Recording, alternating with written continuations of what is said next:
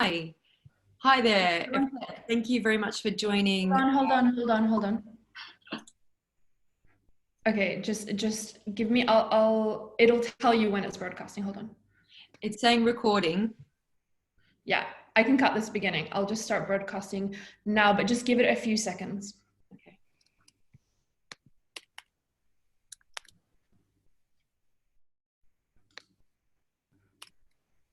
Hi, everyone who's attending the webinar today in partnership with SupplyCompass, Common Objective, and Techstyler. I'm Brooke Roberts-Islam. I'm the founder of Techstyler and senior contributor to Forbes. And I'm joined today by Tamsin Lejeune, who is the CEO of Common Objective, and Flora Davidson, the co-founder of SupplyCompass. Today, we're going to be discussing navigating uncertainty in the fashion industry. It's of no surprise to anyone joining the webinar today that the fashion industry faces unprecedented challenges and many potential solutions. Today, we would like to discuss what those solutions are and how they may best serve your business. But before we do that, we're going to set a poll live. We'd like each of you to respond and let us know what your key pain points and challenges are from a series of options that'll pop up on your screen now. And that will just ensure that we can shape this discussion in a way that best serves the audience and addresses the key questions that you have and key concerns. So while you're answering those pain point questions, please just listen into the introductions from both Tamsin and Flora on their respective companies and what their objective is in terms of serving the fashion industry. So perhaps Tamsin, you can kick off for us. Sure, thank you, Brooke, and it's great to see so many people tuning in from all over the world. I'm Tamsin Lejeune. I founded the Ethical Fashion Forum back in 2006, before much was happening around sustainability in fashion. And we were set up to support best practice to make it easier for fashion professionals to operate in the most sustainable way.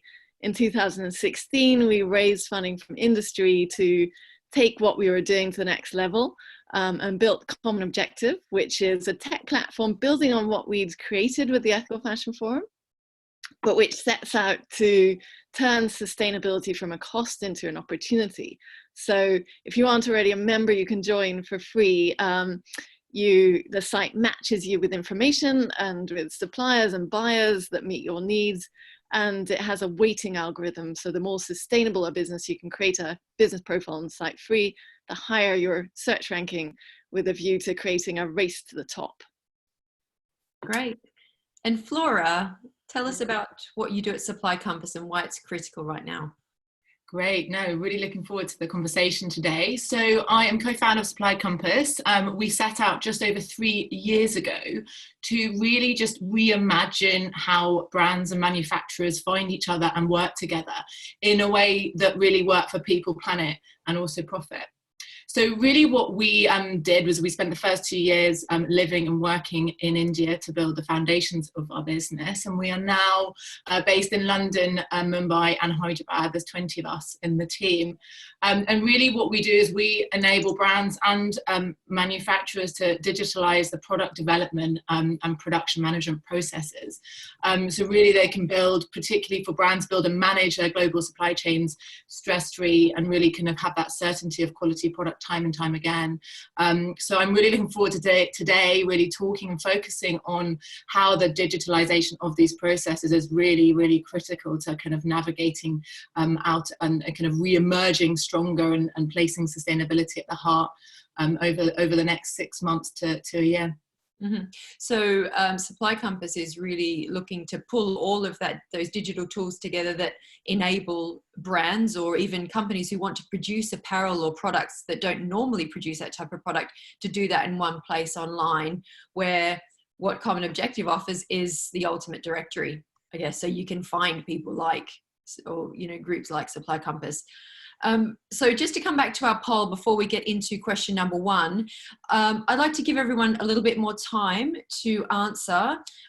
Please, if you can select from this pain points and challenges question what your top challenges are, we'll make sure that we address those as we answer the questions. So as you're doing that, we will do an intro to question number 1. So when we had the discussion before launching this webinar, both Tamsin, Flora and I were talking about what the predominant challenges anecdotally have been in the past few months. And Tamsin made a very strong case for this question: how can we use this COVID-19 crisis to reset the fashion industry? How do we put the industry back together? What solutions should we be buying and using? You know, what should be our first port of call? And of course, the answer to that question depends very much on what your main challenges are. So far from the poll that we've received, and unsurprisingly, more than half of, or almost half of the respondents are saying that securing the business's finances are number 1. Obviously, that's the first step, and ensuring that you can pay your bills and make sure the business keeps running. Second to that is sourcing materials and suppliers. So perhaps we can launch into that. 38% of respondents have said that that's a challenge. Maybe we can launch into that, Flora, because that's exactly what SupplyCompass aims to help with. So in this COVID-19 situation where sourcing is so difficult, what could SupplyCompass do, for example, to alleviate that? Yeah, it's a great question. I think what really this demand and supply has really been disrupted kind of equal amounts, and no country is left unaffected. And I think when it comes to, brands are going to need to source new material partners, new suppliers in this time. And traditional ways have been going to visit trade shows or flying to that country to visit and build that relationship. Now, that is not possible for the foreseeable future. And so really it looks like you have to get creative about how you're going to do that. A lot of relationships within the fashion industry, how you build your network, is quite informal. But really for me, the focus should be now is digitalizing these relationships and kind of building, accessing as a starting point, digital supply networks like Common Objective, like SupplyCompass, and there are others. Because if you need that kind of instant connection almost overnight. If you go, right, okay, we're going to have to go into this new product category, as we may get onto this later, but if you are if you're a brand focused on kind of going outwear and no one's going to be able to go out for the next few months, and you've got to pivot your product categories, you're going to need new partners for that, and you're going to need to know that they are vetted and trusted and can meet your expectations really quite fast. So really it's that kind of ability to access a kind of wealth of partners kind of immediately on demand. So it's trusted partners without having to build those relationships in the traditional word of mouth, personal recommendation manner. It's digital placement. And I think something that's, is something that we often discuss internally at SupplyCompass is that, we are first and foremost a platform and we are a technology business, but the need for human, face-to-face personal relationships will always be fundamental to the success of our business. And so as we grow, we will continue to need to visit, vet and build those relationships in person. So really I think for me, it's like thinking, who are you going to tap into in that market where you need a new partner? You're going to need someone on the ground to do that for you, or you're going to need someone you trust to trust that person. And I think really the word on everyone's lips over the next 6 months will be collaboration, and it may be collaborating with your competitor. It may be about sharing openness and keeping really sharing in that sense. Yeah. And Tamsin, for you and the team at Common Objective, has this had an impact on the way that your directory is being used, or the type of searches and the type of expertise and direction that you're being asked for? Yeah, we've seen 2 spikes. I mean, we've seen overall a general spike in engagement with COE. Although we've got less activity, we're not running physical events, we've had an increase in the number of engaged users, doubled the number of new users joining in April from any previous record. And we're seeing 2 types of user. One is suppliers. So a devastating impact on the supply chain of COVID has meant that many of the large suppliers have lost orders, thousands of factories and millions of workers in real dire straits as a result. And though we are also seeing many suppliers taking the lead, really committed to looking for ways that they can reach new customers and build their customer base. And so coming to Co, lots of questions around how can we prepare our business in readiness for emerging, how can we find new customers, how can we make our business stand out? So are there other sustainability certifications, recognizing that sustainability is going to remain on the agenda? And to that point, I think it was really interesting that in the questions that we asked in the lead up to this webinar and the questions SupplyCompass set, the largest number of questions were around sustainability, despite the fact that this crisis is largely a financial one. Yeah. And the other type of user we're seeing is people setting up businesses, and these can be quite sophisticated business entrepreneurs. Many people have been furloughed or are not moved on from roles in the mainstream fashion industry, or not as busy as they were, and pursuing ambitions to set up businesses. And something I think is really inspiring and hopefully relevant to a number of those who are participating today is that this is probably the best environment I've ever seen, the most entrepreneur-friendly environment for those who are setting up businesses or growing businesses in the fashion sector and looking to build supply chains, because it hasn't been friendly to small businesses previously. It's been really tough. For good reason. It's difficult for suppliers to juggle lots of small orders. But now, having lost much of their custom, they're open to all options and open to building partnerships, as Flora was saying, building strong partnerships between buyers and suppliers. So really, it's an opportunity actually for anyone who's facing sourcing challenges and materials and supplier challenges. There's more of an appetite amongst suppliers to maybe, relax some of the restrictions they may have had before. It's just a case of trying to find those key partners and the right suppliers and right manufacturers. Just looking at this poll again, the results, the next seems to be lack of visibility and transparency of the supply chain. 29% of respondents have said that this is one of their biggest challenges. So Flora, maybe tell us a little bit about how digitalization, just as a process itself, just transforming manual processes into digital ones, how that aids transparency and how it might help brands or designers or anyone who's in the audience to solve that problem. Yeah, it's a really interesting one, because actually it was a conversation that we started having really as soon as China was kind of affected, because a lot of brands didn't realize that there were parts of their supply chain that were in China. They were being affected by a raw material that they were producing in Portugal, for example, but their raw material was in China. So I think that it really threw up the conversation then. And in a way, that was the first kind of immediate kind of concern of brands that we were working with and speaking to.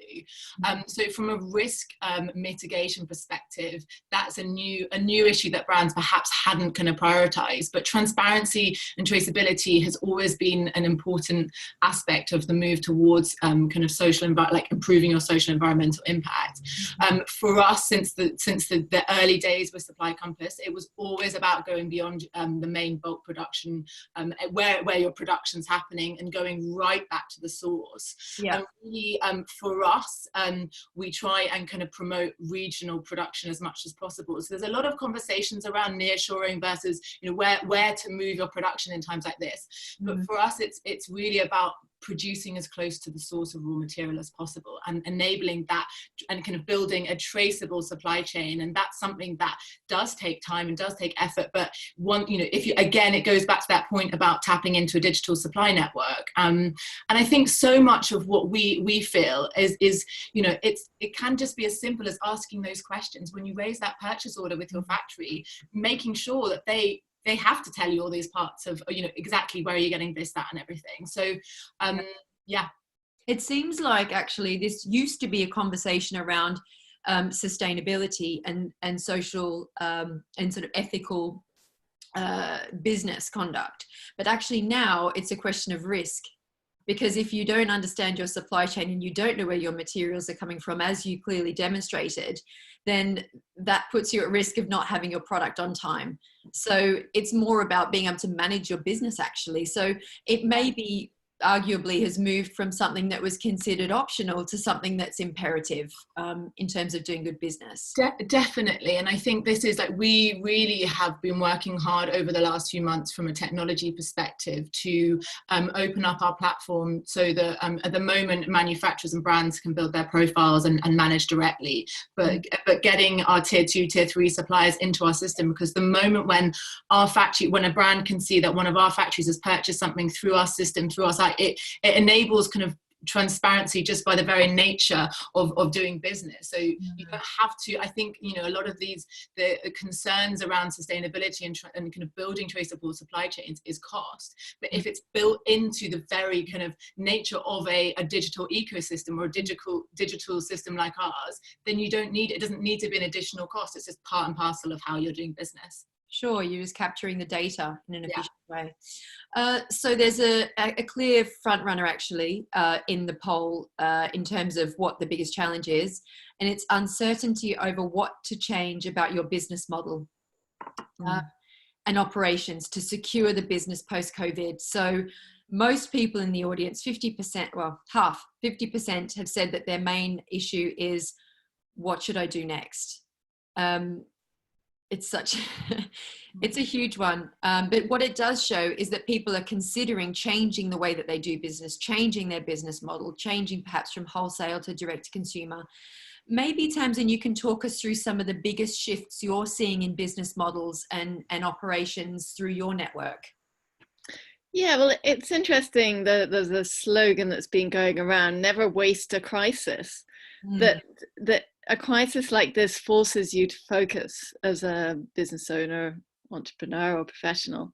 And I think this is a chance to step back. Many of the businesses in our network are using, both suppliers and brands, using this opportunity to be able to work on the business rather than in the business and think strategically about where they're going.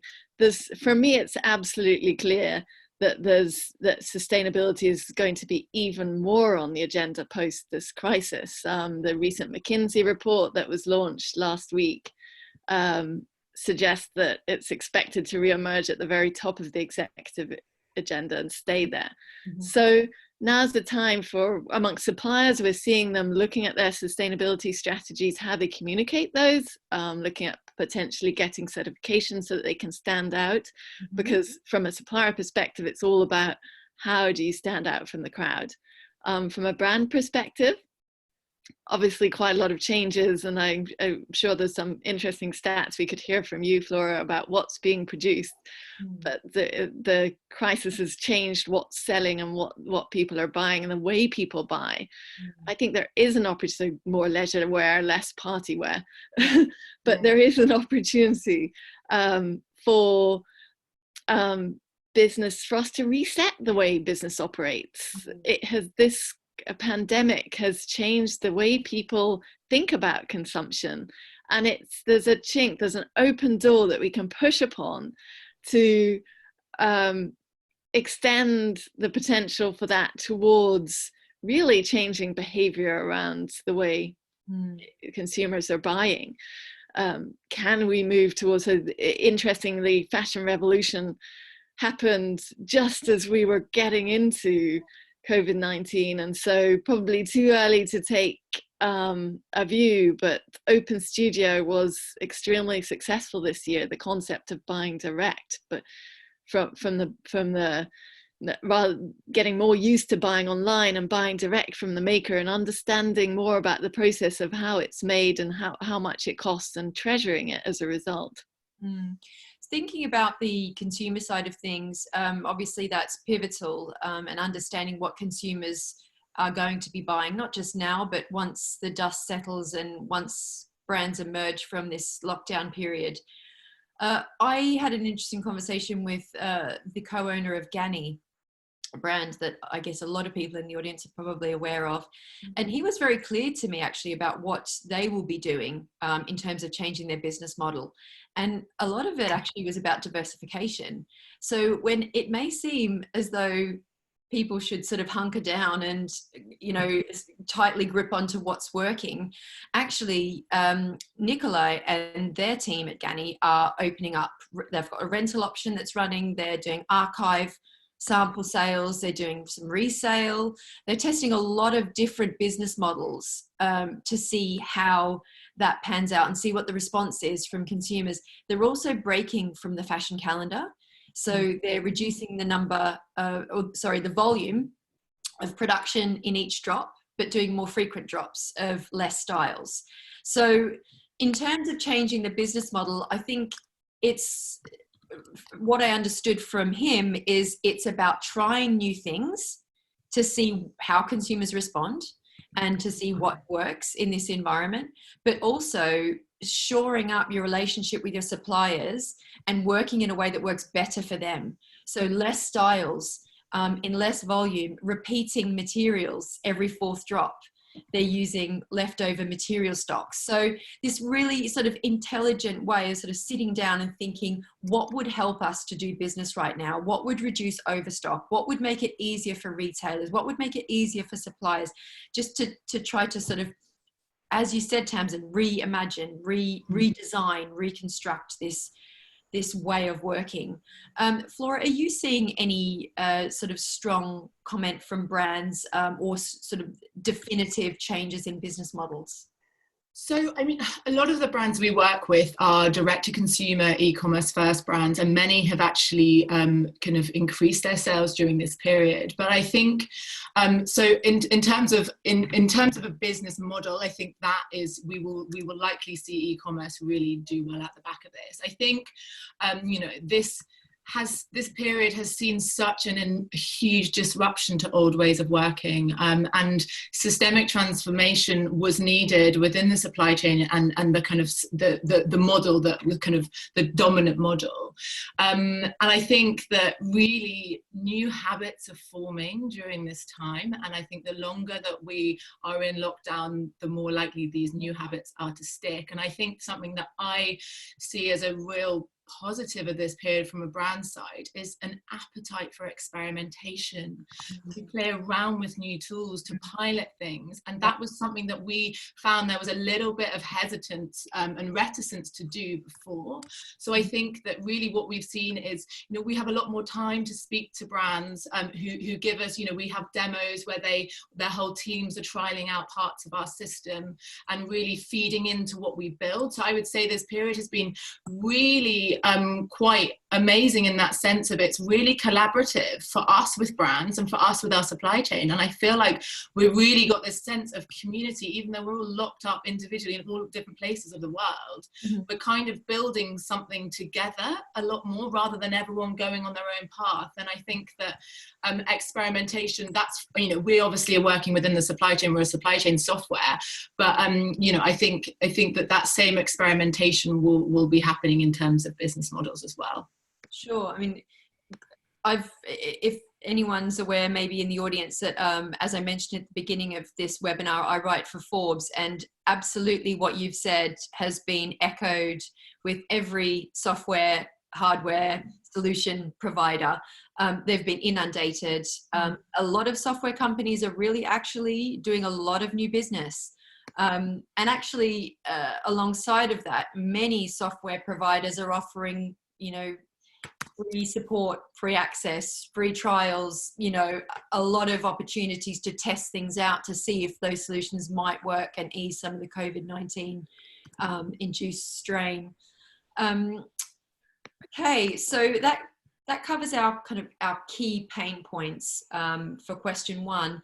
We had a lot of questions submitted to us ahead of this webinar, and we've chosen the most common ones that people had put forth. So let's dive in to those, and obviously feel free if you are in the audience just to type questions into the Q&A box, and we'll come to those if we can. The first one is, what will be the long-term effect of COVID on mass production in fashion? Tamsin. Yeah, I mean, so I would love to say that it will change habits and it will change our fast fashion model. I think if you look at previous recessions, there has been a trend that as things ease up, there's a rush to go out and buy more volume. I think this pandemic is unlike any recession before. It's going to be deeper, but it's also changed more than just our financial situation. It's changed the way we think about clothes. So I think there is a much bigger chance that we will choose to buy differently, and that will in turn impact the way large volume producers will think about how they produce. Realistically, I think the biggest opportunity, and both of you have raised it, is collaboration, not just between suppliers and brands, but also between the organizations in this space. Can we take a heartbeat during this phase when we have to step back from the madness? Mm-hmm. And I'm starting to see it happen, to work together towards doing the things which are going to change the context to mass production. So that's the rules, the regulations. How can we create a system whereby the kind of mass production that has resulted in millions of garment workers being destitute can never happen again? What needs to change about those rules? And it needs more than just our operations as individual fashion businesses to change that. I think that comes back to the poll question number one. The first most urgent concern at the beginning of that poll at 47% was shoring up the finances of the business. So when so many people are responding with that as their first and biggest problem, of course, you know, there's an issue in paying suppliers, there's an issue in cancelling orders, there's an issue in not meeting financial obligations. So many would say that the fast fashion model, or the model for value clothing, or however you want to describe it, is broken because the price is not related to the cost, the true cost. So Flora, tell us, what do you see changing in terms of mass production? Do digital systems allow improvements even at high volume production in the rate of pay and in, you know, the sustainable outputs from those sorts of volumes of production? So a lot of our focus from a cost perspective is really in driving efficiency in terms of across teams. So I think something that we'll see as teams are scaled back massively, sustainability, procurement, design teams many are kind of at 90% less size, 90% smaller than they were before, and still having to scale up to do the same amount of work. So I think really where technology can come into play, and it's really critical, is efficiency. You can supercharge your teams with software, and look, you know, there are so many areas that you can cut costs in the value chain that isn't about pushing a unit cost down. You can be smarter about where you're sourcing your materials from. You know, there's so many areas, and you even just like reducing the amount of rounds of sampling by X amount, you can save that. You can reduce, you go plan better, and you can go by sea. You know, there's a lot of fat that can be cut from a financial perspective for brands without needing to push the unit cost down. Right. Perhaps we should talk a little bit as well about the sampling in terms of 3D digital.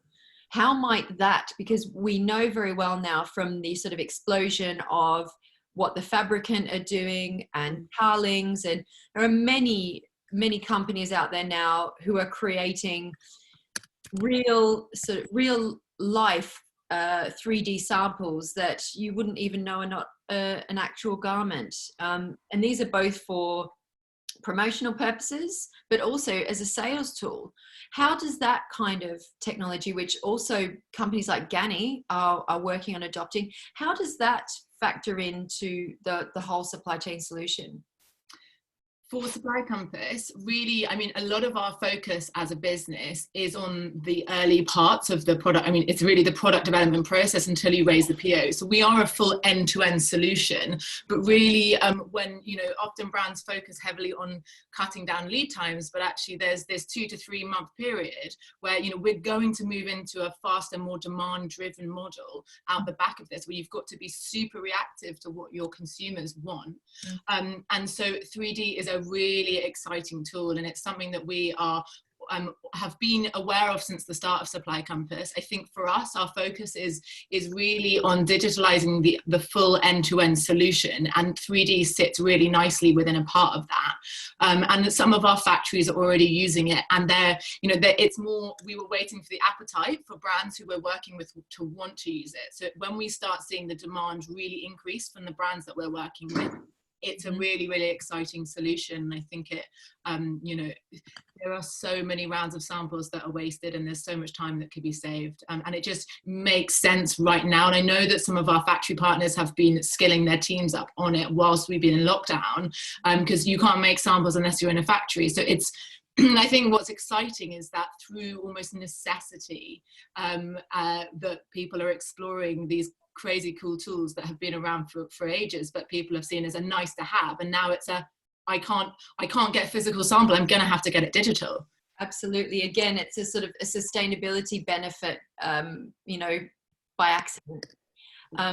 So I think the other thing we should mention here as well is that brands are adopting these technologies now, where before it was led by manufacturers. So manufacturers were really driving the adoption of 3D, but now brands are really getting on board and seeing the benefits beyond just product design and manufacturing. So next question we have is, will we see a slowdown in the momentum that had recently picked up in terms of consumers, or let's say consumers or brands actually investing in sustainable fashion and sustainable practice? Tamsin, what are your thoughts on this? And if you have any data, or if you've had any shift on your platform, that'd be great to hear about. Yeah, I mean, we've already seen a speed up as opposed to a slowdown. 280,000 views on our platform in April, which was a significant increase. I think I mentioned that our new conversion for new members doubled.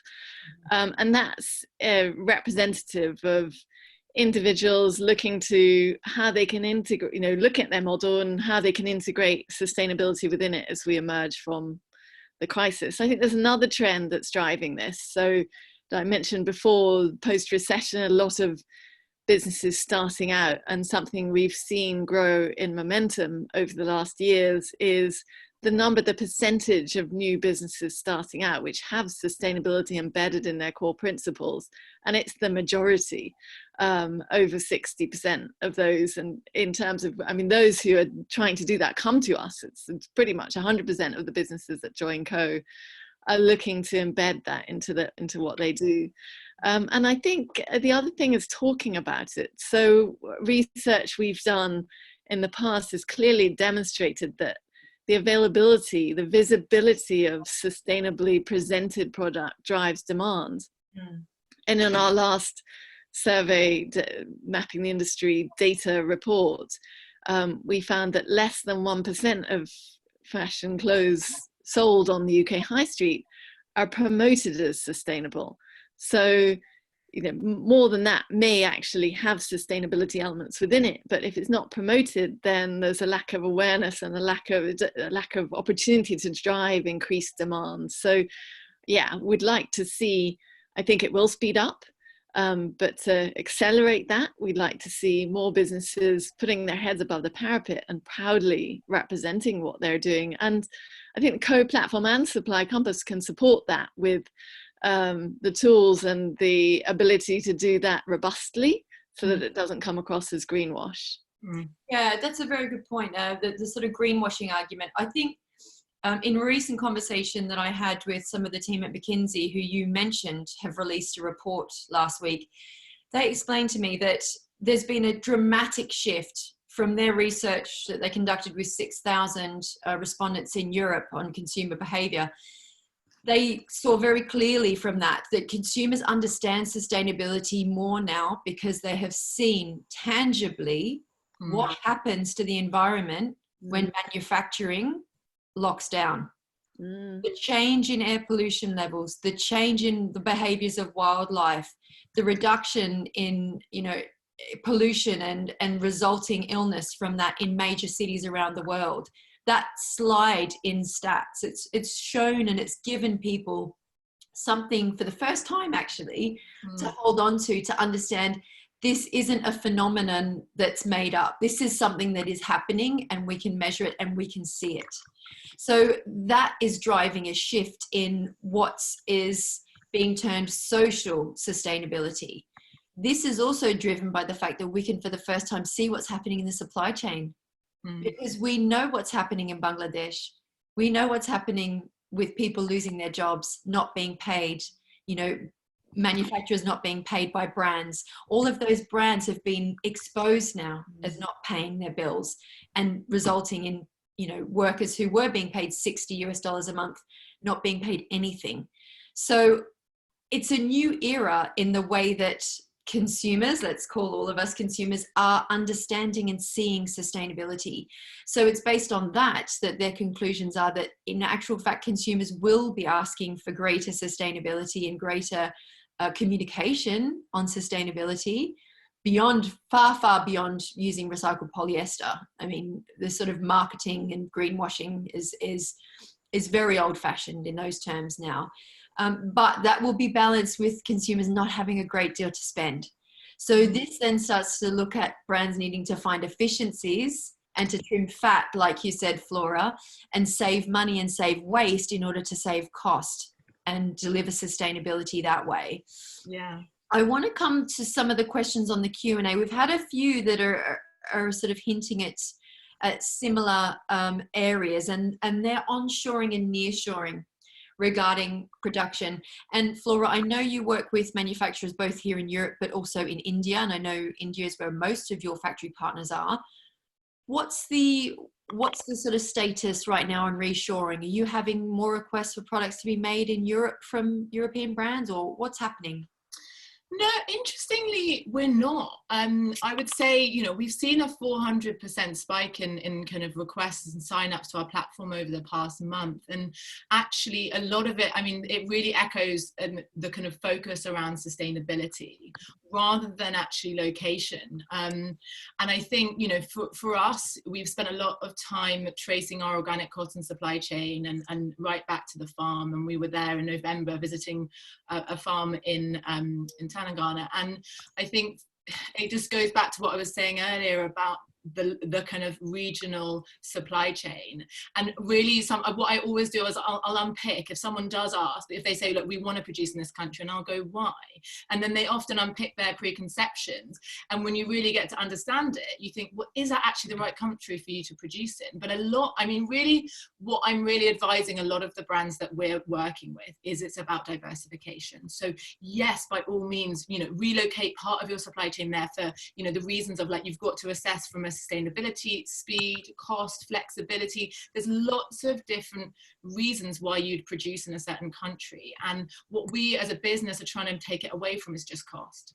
Go to the right place for that collection and really think about it, be super considered about why you're making it there. So we, for instance, we work with an Australian sock brand and our sock manufacturers in Portugal. And the reason why we chose Portugal is because we cover the yarn suppliers in Spain. Now, we're not going to go and make that, you know, they were originally making it in China, or trying to make it in China and trying to import the yarn all the way over from Portugal, from Spain. Doesn't make sense. And the same thing is when we trace back often organic cotton, a lot of it's coming from India. Recycled polyester, a lot of it's coming from China. And so what I think particularly in this kind of post-COVID world that we're going into, minimize the movement of everything within the supply chain. You know, let's say one country has to lock down suddenly if it resurfaces, you want to make sure that you are totally on top of where everything is. And I think you know, this question of suddenly moving all manufacturing to one place, it doesn't happen overnight. You can't suddenly build a cotton farm and then all of the corresponding units that are necessary, your ginning, spinning, knitting, dyeing mills. It requires huge investment. Now, I don't know whether that will be a priority for certain countries in this time, but my thoughts are perhaps not. And so I think that, again, it's just really looking at your supply chain and kind of rationalizing it, but also diversifying. Interestingly, in a conversation with Unmade a few weeks ago, they explained to me that because of the heavily automated nature of the manufacturing that they do through digital knitting, they're able to shift from a manufacturer in Indonesia running, a Stoll knitting machine to a manufacturer in the US, for example. They did this during COVID because of lockdown. So again, having these digitalized processes and running a lot of production in a sort of streamlined digital way does allow that adaptability and also responsiveness, because of course, when things are digital, you don't necessarily need to have the length of lead time. So we've had a couple of questions actually here about digital fashion. Can it revolutionize fashion, the fashion business model, and can small scale enterprises afford it? Well, a lot of solutions are software as a service. So it's a sort of monthly subscription. This is the way that you operate as well, Tamsin, if I'm not wrong. Yeah. So you join for free. We're a bit like LinkedIn. Join for free and upgrade to access premium content. Although we've opened up all our premium content currently, over 300 resources during COVID and probably until September. So it's a great chance for you to access those and build your strategy. We have a whole lot on things like fabric switch, so you can have a look at, say you're considering cotton, you can see the sustainable alternatives, and then you can connect with the relevant supplier on Co. Mm-hmm. And for suppliers, we're effectively an aggregator. So collaboration is a core value, which is why we're so inspired to be working with SupplyCompass. And I think there's so much we can do more together towards this common objective of a fashion industry that works better for everyone, building supplier-buyer partnerships that are truly win-win. So through our platform, you can create a business model profile for free, or you can upgrade it from a fee of £20 a month. But we're looking to build in through partnerships the kind of tools that SupplyCompass can offer, so that you can access those and link to those through Co also. Okay. I think let's take a few more questions on the Q&A. Actually, there's a lot of people engaging now and wanting to have specific questions answered. There's actually a couple on here about trust and offshore, or what's been sort of mentioned as offshore manufacturers. And this is a very interesting subject. I mean, there's a sort of a prevailing attitude, it seems, towards factories in Asia as being not for luxury product, not very sustainable, not very ethical, but that's just simply not the case. Talk us through that, Flora. You've vetted, I don't know how many factories in Asia and worked with so many partners there. Talk to us about the misconceptions and what people should really be resetting their thoughts to. Yeah, this is something that we've kind of, had questions around this since the start. So I visited probably now over 400 factories, yarn suppliers, mills, tanneries, all over, predominantly in India, Sri Lanka, Portugal, and other places in Europe, and also the UK. And for me, a good factory can be anywhere, like a good business can be. It's a business. A factory is a huge, often huge business with lots of employees. And like good businesses, it's about the team that are running it. And so really, that initial thing we look for is the quality of the team and the values that they hold as a business, and building that trust, which again does take time, and it has to be done in person. And I often, when I unpick kind of horror stories, which is always why I want to get to the bottom of, is like, why have you got that preconception about that country? And it's often one experience where they, something didn't go right, and we unpick why it didn't go right, and often it's down to communication. And working in globally, like we've all seen, we've suddenly been forced to work online, and we're not face to face, and those little reactions, those little facial movements are gone when it's on phone, on WhatsApp, or whatever you're using. And so really, like, this is so critical to what we're trying to solve with SupplyCompass, is that essentially what we're trying to do is to build almost like a translation tool, so that whatever you put into the system will come out in the right way, so it's standardized, that everyone knows that you're singing off the same hymn sheet. Essentially, it's a single source of truth, that everyone, it's a standardized way of working for the industry that really hasn't existed. Like we looked at thousands of different tech packs before building our tech pack, and realized that we didn't find the perfect tech pack. We asked all of our factory owners, what does a tech pack actually look like to you? And so really what we've whittled it down to is that we want our ecosystem is global, and as we open up our network so that brands can invite their own network, own manufacturers to join. Really, what it's got to do is to work for anyone, anywhere, and so that it's that standardized kind of pack, really. Mm-hmm. So really, the digitalization of the processes and the provision of those tools makes it location agnostic. Exactly. It does not matter at all where the product's being manufactured. And for anyone in the audience who's in doubt, I mean, countries like China and Bangladesh have been producing high-end fashion for many years now. India too. In fact, most of the embroidery that's done for the haute couture and ready-to-wear preparations of fabrics is done in India. So it's a myth that's overdue for being expelled. Yeah. I think it's great that SupplyCompass is shining a light on that. There's a great question here that's just come through. In what way do you think that the current COVID-19 crisis will give a greater push towards sustainability than the Rana Plaza collapse 7 years ago? Because the way it seems to have gone right now is that fast fashion and fast consumerism have only increased. So, yeah, how can COVID-19 fix this where previous tragedies and crises haven't?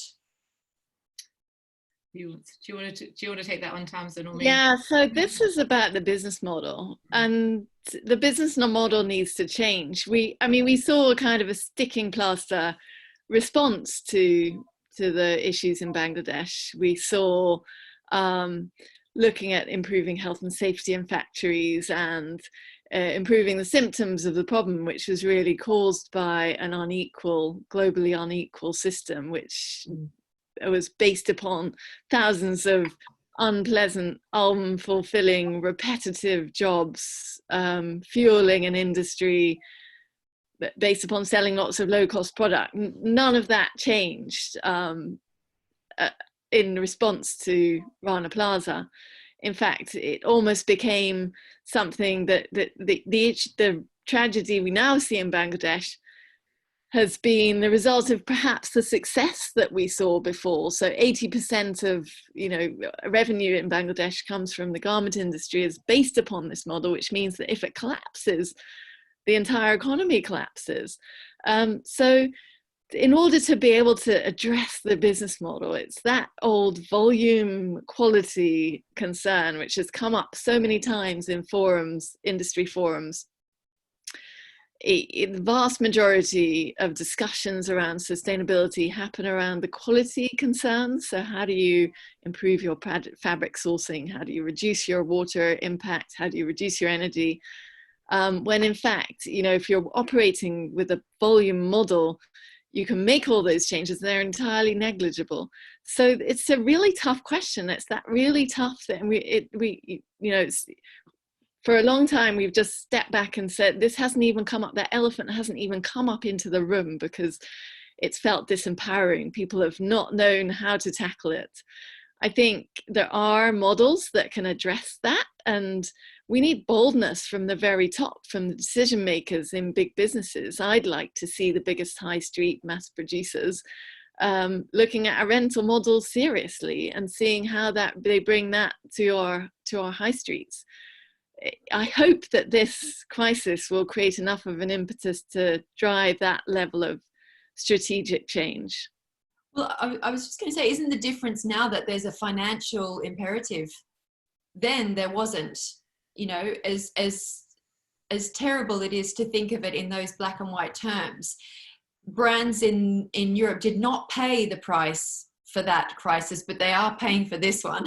So it's the time to either adapt or to go bankrupt, as we've seen has happened, with a lot of brands who have already filed bankruptcy. So perhaps that's the difference this time, is that actually it's important to be able to have ongoing resilient relationships with your suppliers, because if they collapse under some sort of crisis, then you collapse. So it ushers in this new period of what McKinsey have referred to as strategic partnerships between brands and manufacturers that see them join together to co-invest, to co-develop, to to really map out the supply chain and identify the stakeholders and share that responsibility and investment so that both businesses are secure. Yeah. I guess there's not been a time before in the industry where it's become so clear that if manufacturers collapse en masse, rather than just the odd one here and there from non-payment, then it's a problem for the whole industry. Definitely. And I think just to add to that, this is, the day after lockdown happened, we sat down as an organization and thought, right, how are we going to adapt our roadmap for this? So then we spent many days speaking to different partners within our supply chain, and it became clear very quickly that we needed to focus more on building out our technology for our supply chain partners. We asked them, what are they most concerned about? How are they going to get business when they open back up again? How are they going to be able to manage, there's an openness, there's an appetite, as we talked about earlier, in working with SMEs, which is something that we have always been, this is the area that we work in. But in order to do that, they need the right systems and the right technologies. And that is something that we have been doing since day one, is building often the conversation is so around innovation from the retailer side of things, but innovation within the supply chain, where there is so much potential to build technology that really helps factories gain better access. It helps factories drive efficiencies. It helps factories with their traceability. I think something that we have heard from our factory partners is concerns around their usual material suppliers. What happens if they go under? They're going to need new material supply they're going to need to make their own new relationships too. And so that's a really, really big, big focus for us, is kind of reallocation of resources within the supply chain, which is, from a sustainability perspective, is also a really good thing. If something, there's a lot of materials that have been purchased and that are going to be dead stock essentially, how can we then bring value to these? So I think maintaining this conversation, not just from our perspective, from a brand perspective, but from the supply chain as well. Flora, there's another question on the Q&A. Perhaps you can just address it sort of quite quickly off the back of that. What do you think about the decision of big brands to consolidate supply sources? What would be the impact on the industry? Well, I mean, that's a good question. I think, our focus as a business, really, my expertise is with SMEs.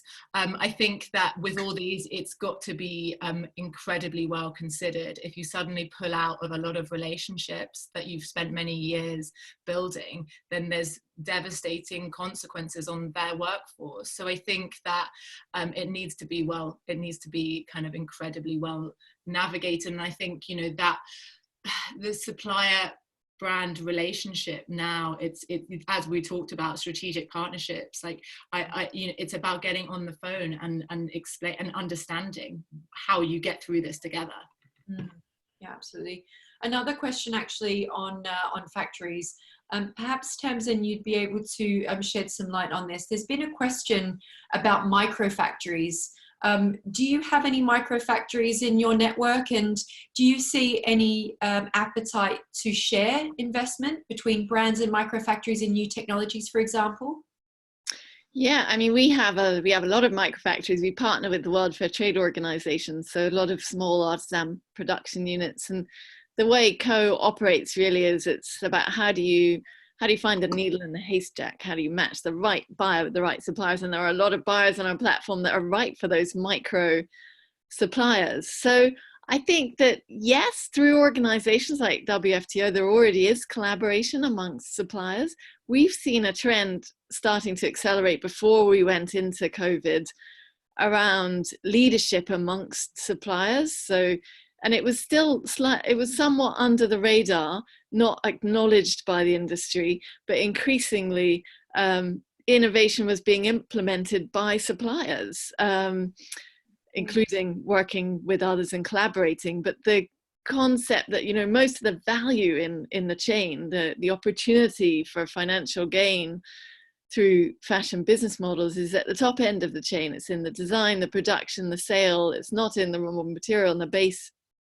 And especially with the impact of this crisis, I think we're going to see more suppliers looking to reach the top part of that chain, to do that, to operate there, and to take why do they need to be working with the retailers if they can do it themselves? And that's happening even at the smallest scale.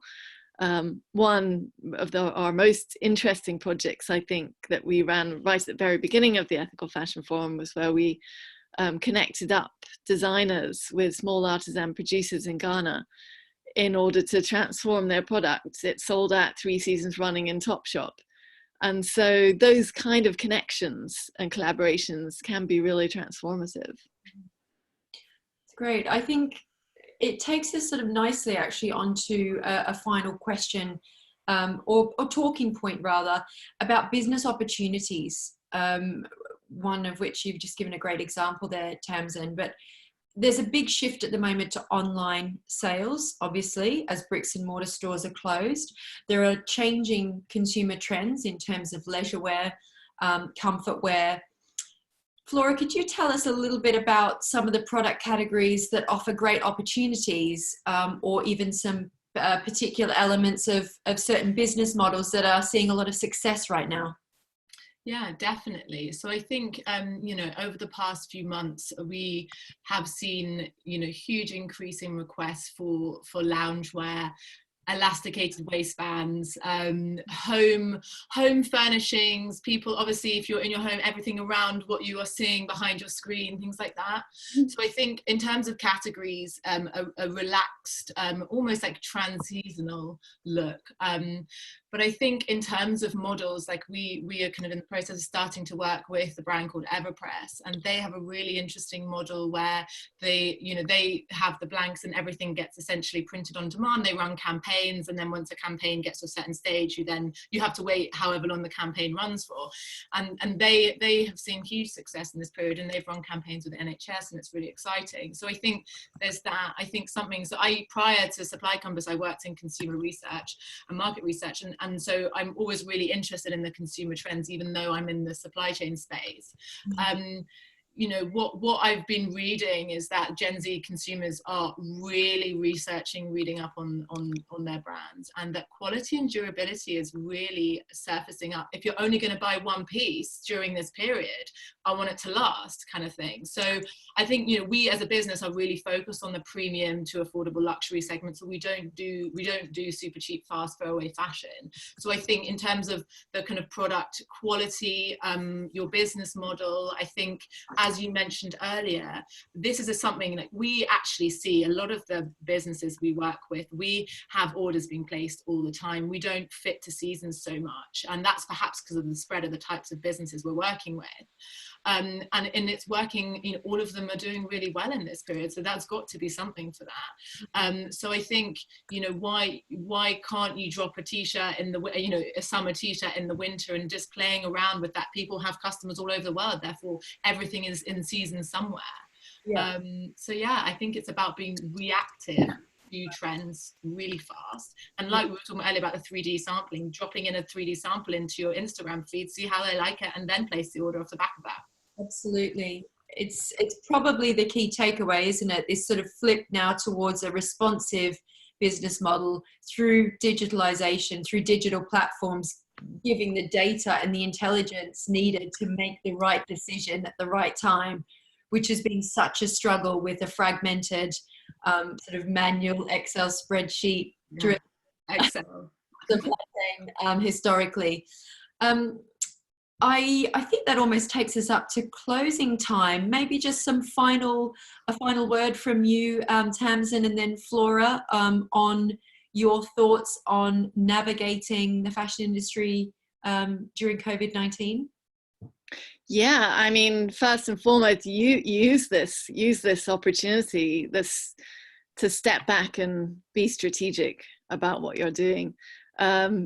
Suddenly we have access to more information than ever before. Most platforms have opened up. Many of our partners have, so you can access more resources than were ever available previously. So yeah, and join Co. A lot of the businesses we have now taking the opportunity to build a business profile on Co, as a business or as a brand or as a supplier, and in readiness for launch. We're also just closing our crowd fund. We have now in overfunding. So if you're interested in the mission of our organization and in the mission of how we can reset this industry and turn it into an industry where sustainability can become an opportunity rather than a cost, then you can go to Crowdcube and become a shareholder from £10 and contribute, be a part of this journey, be a part of the mission towards a better industry for all of us. Laura. Yeah, I suppose what I would say is, you know, whilst everyone is working from home, the full product development, design, production management process, which is often relatively manual and fragmented, I would, you know, encourage teams to detach themselves from Excel and PowerPoint. They are fantastic tools, but they are not built for the product development and production management processes. And now is the perfect opportunity to trial out something like SupplyCompass, for example, and we have certain aspects of our platform free, and you can get relatively far down the process in it without having to commit. So you can play around, and we want to build, you know, we are really listening to what our community wants. We literally iterate around what the feedback is, around what features you like and don't like. We built our mood board tool in the space of 5 days, essentially, off a lot of demand from different brands who'd asked us for it. So to reskill yourself on new tools, because it's very hard to give sample feedback and make approvals from your desk at home if you're working from a system that doesn't work for it. Yeah, absolutely. Build and plan your sustainability strategy, I'd say, or rather your three-dimensional business strategy that hangs together sustainability, how you promote and share that and build it in alongside commercial growth. Yeah. Unique opportunity that we've been given to pause. So they're really, I can't think of a better time to reset the way that things are done. Okay, great. Thank you so much, Tamsin and Flora, for the fascinating insight. Thank you all of the audience. We've had a really fantastic audience of over 200 throughout the entire webinar, which is great. Thank you for the Q&A questions that have come through. I am just posting a link in the chat to all audience members. It's a link to some articles that I've written recently that answer most of the questions we didn't get to. Yeah. So hopefully, if that doesn't answer your question, drop me a line, but hopefully it will. Thank you. Thank you, Brooke. Fantastic moderating. Yeah, thank you. Yeah. Been great. Bye. Bye-bye. Bye. Wait, do we leave?